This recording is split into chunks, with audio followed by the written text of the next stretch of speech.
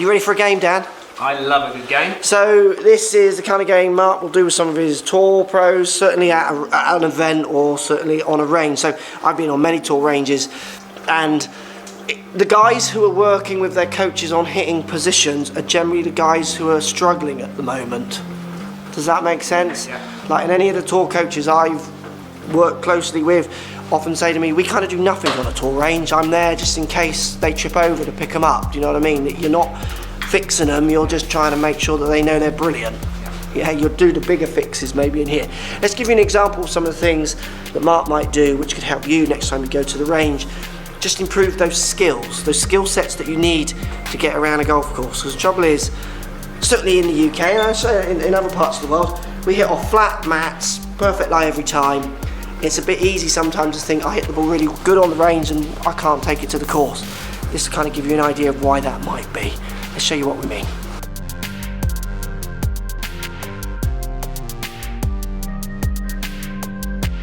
Dan is in back first. What is the game, Mark? In the so I'm all about, if you look at successes of shot pattern and what you're trying to do when you play golf. Like, I love 80%, but 80% that's a very high threshold to train in. Yeah. I'm big on training a really high threshold, and then when you go to perform, we all kind of, as they say in the special forces, we all basically gravitate to our level of our training, right? So if you haven't prepared and you aren't used to practicing at a high performance level, it's going to be really hard to execute there. So, but for intents and purposes, we'll play this game, we're going to go in the 75% execution. Okay. So basically, we're going to give you, each of you is basically going to get 10 balls. So we're looking to at least get 7 out of 10 in the acceptable range, and that's pretty challenging, and we'll just kind of go alternately. But basically, we have a noodle right here, the ball's in line with the noodle, and there's a yellow flag out there. We're basically going about 150 to 160 yards. Your 7-iron shots, okay? Yeah.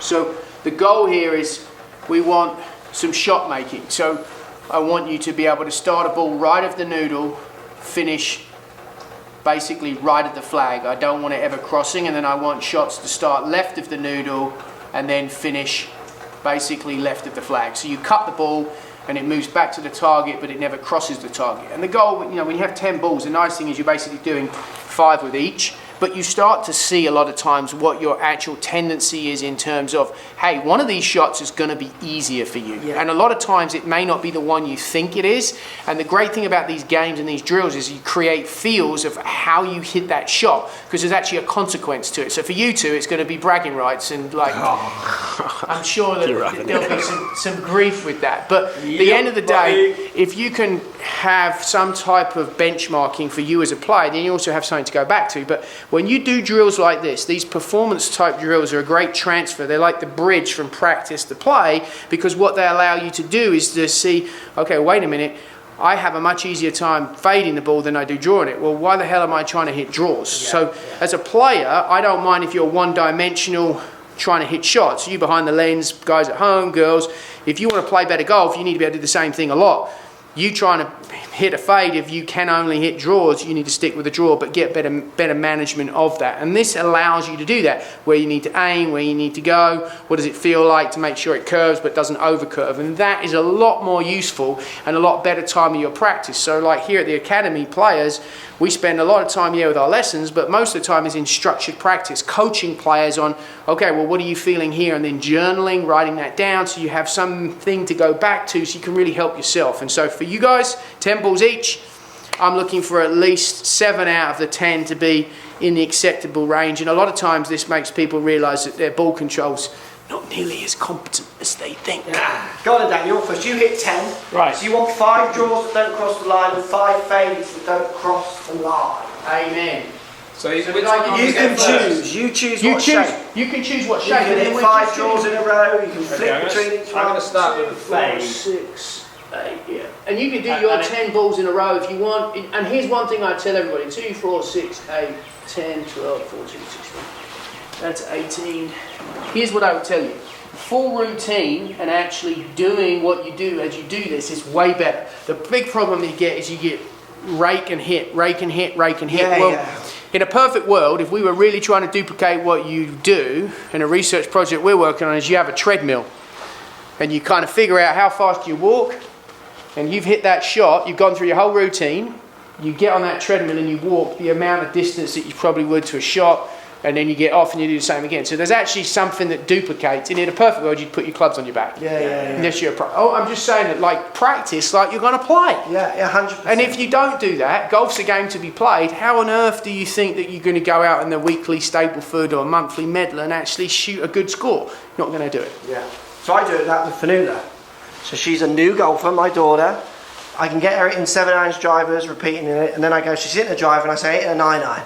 She just tops it. Yeah. She can't transition between long club and short club because that's a skill that people who play forget that they've either got some control of that or not. So I get her to just spasmodically change, like we do a bit of repeat, get your driver going, get your 7-iron going right near the end, 20 balls left, 50 balls left, whatever. Right, driver at 9-iron, at 7-iron, at wedge, just keep mixing it around. Transition practice, like people forget. Like we take it so for granted because if you grab a 5-iron to a 9-iron, you don't think, do you? You just hit it. You just react. But you're doing many different things in delivery, set up swing between those two clubs because your 5-iron to your 9-iron might have different angle of attack, so it's just a different swing direction, different face control, different shape shot. You might prefer to draw that and fade the other one. Yeah. Sometimes some of the changes are so small that I think coaches and good players forget they actually are a real thing. 100%. Yeah, couldn't agree more. And I think the subtle setup changes that the more advanced and elite player does subconsciously are unbelievable. And the great thing is, like, these devices now, we can measure all that and we can see it, and they're oblivious to it. It's just innately that they do that. And I think that's why this type of experiential practice is you cannot do enough of it, because golf is spent way more out there playing. This is the closest we can get to playing, and then the more stressful we can make this, the more chaos we can add into it. Yeah. To your point, different clubs, the more random it is, the more variable it is, the better that's going to duplicate going to play golf. Yeah. Go on then, Dan. 10 balls. Right, I'm going to start off with a fade. Go for it.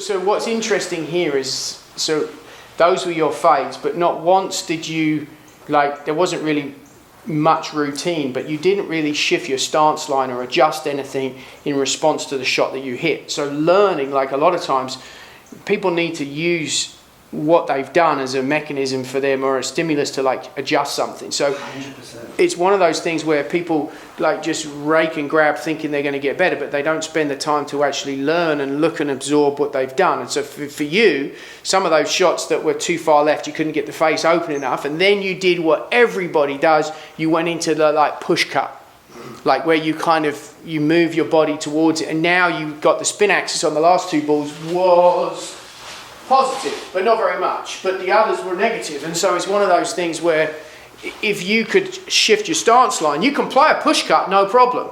You just need to play far enough left to allow that to happen, but it might feel visually really messed up to you. But the time when you get on the golf course, you're trying to hit cuts, that could be really significant that you're in this position. So now, like, when you start to get into this, you can see, like, people like Trevino, why they were like this. Yeah. Because they were using the setup to accommodate what they're trying to do. The hardest part for golf is the lens that you play through, and everyone plays through, because if you see fades, you're going to have a different perception than the person that hits a draw. But this type of practice allows you to figure out which one you're better at. So I'm hoping, Dan, that you are much better at drawing it.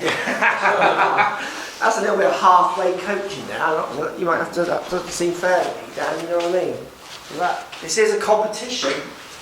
Yeah, so the last two, the yellow, the first two didn't, so. The bright yellow. Yeah, the bright short yellow. So straight away, when I look down here, you're like, holy shit, that's a long way right. Yeah, so that looks so easy to cut it round that.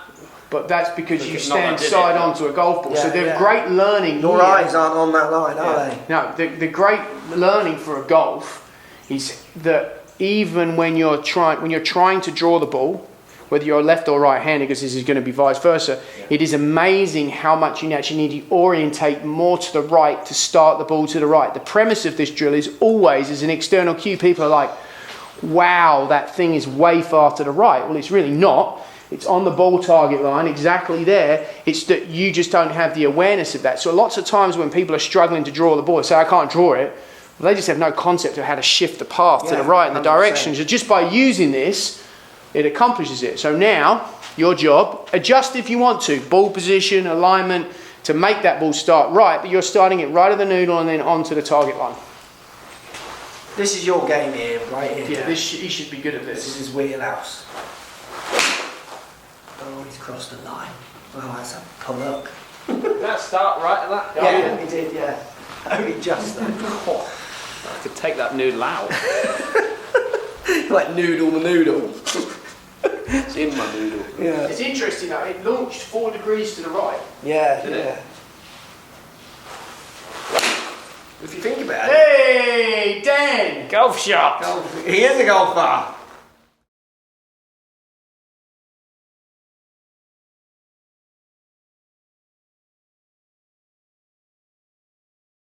Go play golf right now. You're going to draw everything, aren't you? Yeah, I'll be like, and you were going to play.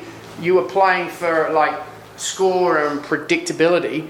It would be absolutely foolish from a coaching standpoint for me to tell you to go try and fade it unless you absolutely had to, because you just gravitated to that very easily. It was not difficult for you, and that's the hard part as a coach.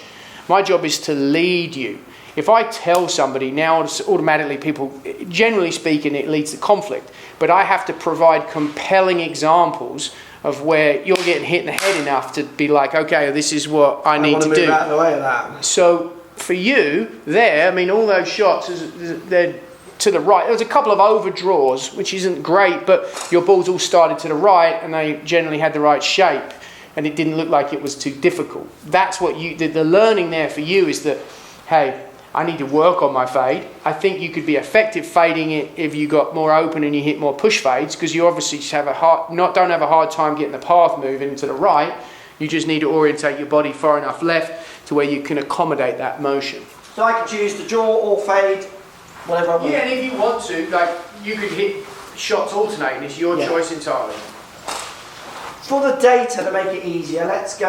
I'm going to go 5 draws, 5 fades, and then we've got a nice neat data set with me.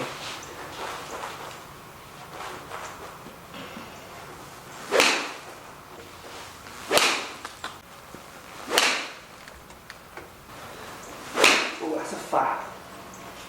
So again, that don't feel any different to any shot I've hit apart from the strike just was not good enough. Yep. You're very. The nice thing about looking at the data is obviously it allows us to see the face of the path, and look, I'd say that for your shots that we've seen, your club paths all very, very similar. Now, it's excessive, but that's intentional in terms of you're trying to shot make. The goal is over time, then you can sort of bring that in to a more tolerable rate, but it's to where you at least are making the shot happen. Yes, I'm seeing a tree there and I'm just going, I'm not touching that tree, I'm going to turn it in. 100%. And I'm actually seeing a lake on the left of that flag, 10 foot, and plenty of green on the right. That's what my brain is putting out there. Yep. So very visual, like representation, creating that framework. Yeah. Love it. So I'm thinking, Do you generally beat Dan? no, Dan beats me. Dan's a better player than me. I would say if we were both playing we're how about we could 50-50. play, it would be very similar. I think we're about 50-50. Dan plays more than me, so Dan still competes. I asked about on the Muppet Tour. Dan actually plays. So I think You're playing like section. Yeah, like local bits and pieces. Yeah, like, but I think that makes a massive difference for your performance to score. Oh, massive. Now it doesn't. My you game don't- is built around making YouTube videos. Yeah. So, but you also in terms of face the path and just hitting golf shots on a fairly sterile environment. You probably, because you do so much of that, you might have better face the path. But that doesn't mean you're going to play the game better Yes. in terms of chipping, pitching, putting, Totally. scoring, and all those other things. If we were to play the launch model of the game, hit this number and don't move that number, I feel I'd win that all day long. Yeah. So I can move a path and not move angle of attack. I can move angle of attack and not move the path. Like I know how they're all. You know the interlinked, variables. Yeah. and I can trip them up. Yeah. But exactly like that. So I personally, Dan playing in tournaments more makes me feel he's always going to have the edge. So coming into this tour, he's played 2 competitive rounds to me having a week holiday. Yeah. And I can see the difference. 100%. He knows his ball's going to go and I don't. There's no substitute, and this is why I tell everybody. Which is where this is so good. Yeah, no substitute for playing holes, because how you react in a given situation and how you get ultimately the ball in the hole. The person who gets the ball in the hole the quickest is the best player. Yeah, 100%. Well, not the quickest, because I can run pretty fast. Even with your pat pad. Yeah. Right, cuts. 5 cuts.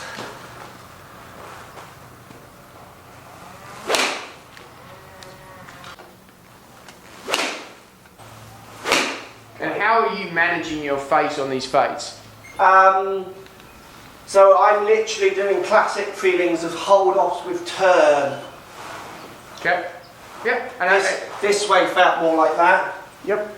This way's feeling more like on my left side and just rotate. I think that the important part is to become aware of how do you do that, because ultimately when you are going to hit shots and you need the ball to go a certain way or not go another way, and a lot of times when we play golf, it's not a bad thing to have these manual overrides, and a lot of people think, well, you kind of have this stigma that that's manipulation. Well, the reality is if the water's on the left and you're coming down the last hole and you're trying to post a score, you're going to manipulate the heck out of it. It's not a bad thing. You want to embrace that. Yeah. Well, it's a skill, I think. Yes, it is a skill. It's a skill. So not enough cut on that. All right, one more.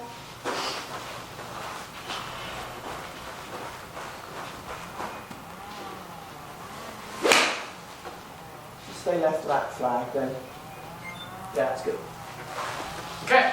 So they would be more, again, because of my not playing as much, they're a bit more varied than I would all feel like I could get them. Yes, but ultimately, if you come from a starting point in terms of number one, can you produce the given shot shape on court? So you accomplish that. Now, you then make the tolerances tighter. So think about anything. When you first start working out and you go to the gym, you don't start out with lifting the heaviest weights. You have to build that over time, and so the strength takes time to build. And people need to think of their skill like that as well. Their golf game is like, you've got to start low and then create positive outcomes and then increase the intensity and the difficulty as you get more competency. The learning there for you is you can move it both ways. Your path's pretty consistent left and right. It's interesting how on the safe side of making sure it didn't cross, you got lots of paths to the right and the left. It was between 8 and 9 both ways, but you were pretty good at managing the face. If anything, you were more on the error. You had one that crossed the line, but otherwise your error was way more on the sides of not enough face versus too much. And that's what you see. But then from a coaching standpoint, that's a learning opportunity with the player. Is like, okay, well, look, let's bring that in 50%. So try and hook it 50% left or fade it 50% left. And what does that feel like? And then what are your adjustments? And then how are you doing that? And we might even add another noodle either side of that one. So now you have a window, like if you can start it in between these, now that's going to produce an acceptable amount of face to path. So you're always trying to change the conditions in the environment to create the outcome that you want. But at least it's teaching ball control. And whether you're a beginner or an elite player, that to me is an essential key of playing the game so that you can manage your golf ball. And for Dan's standpoint, he had a much easier time. He's one-sided, isn't he? He's a forehand and not a backhand. Yes. Where I feel like I'm a little bit more, I can be forehand and backhand. Totally. A fraction more. Yeah, so I think it's one of those things, just embrace who you are, don't necessarily fight it. So every player has an identity and you need to know what it is. Players I've worked with on the tour, I've got some guys who have won many tournaments, they don't do but one thing. And then I've got other guys who've won not many tournaments and they do everything. So again, everybody looks at, say, Tiger Woods in his heyday, 2000, and he did everything, and we just watched him at Augusta and his strokes gained is off the charts. Greens in regulation this year, and I think I saw somewhere it's like close, something silly, high 75s, like it's better than it was in 2000, so watch out everyone. But not everybody plays golf like that. That doesn't mean that's not your recipe. Like different restaurants have different food. I like Asian food. Some people can't stand it, but the ingredients for Asian food are different than if you like Italian food. You just need to be able to make good meals with your golf game. Back to my point, I feel more like I've got a forehand and a backhand, which you would think, oh, so that means you're better. Not at all. Like I've watched Montgomery play up close, and he's got a backhand and no other shot. And I ain't competing with him. Correct. Yeah. Like, just so I've got a forehand and backhand, that doesn't make me better. No. It might give me a few more options in situations. There might be a few situations where it makes me better, but in the whole big picture, being one-sided is not a problem. Like, to your point, it's what works for you. Yeah. Now, this is all lovely and romantic. Who won that bloody competition? Have we got a winner? Well, you're in front of the camera, and it just so happens that you're in front of the camera, and the guy in front of the camera is definitely the winner there. Hey, We look got at this! something just tripped. Hey! Something I get my arse. So if it's not real golf, So Mark I'm- wins. You're My real te- golf, Dan my wins. 10 years of filming on launch monitors means I'm better than someone who's been doing it for 2 years, is all we've actually said there. Then we get out on the course and he beats me. Good stuff. Great way to practice, isn't it? Definitely. 100%. Spend your time. Like think of if you Play have golf. you got to play the game. Like actual coaching is game simulation and trying to recreate what you do when you play the game. And then ultimately you want this with different clubs, to your point, like driver to a wedge to a 5-iron, and then take the time in between the shots. Don't just rush through it, and as much as you can try and duplicate the environment that you're going to go play in. That's what's going to transfer to you. And at the end of the day, when we're at golf tournaments, tour events, very rarely are we like actually, unless there's a major catastrophe, we're trying to play the course on the range, or we're trying to hit the shots that we're going to need that week. So we go on the golf course and like, where are the shots that this hole needs this? Then when we get back on the range, we're working on that. And I think that's where people get a bit misconstrued. They see us as the instructor on the range with tour players, and it's like, oh, they must be working on their swing. Well, a lot of times it's more working on the game for the week and the feels, and we have an overall plan. We get our real work done in places like this where there's no consequence, where the player can buy in, but then go spend your time on your like real supervising your practice to like be like it is when you go play golf. Good stuff. Thanks for your time, Matt. You got it. Thanks for Enjoyed coming that. here. Good stuff. Thank you.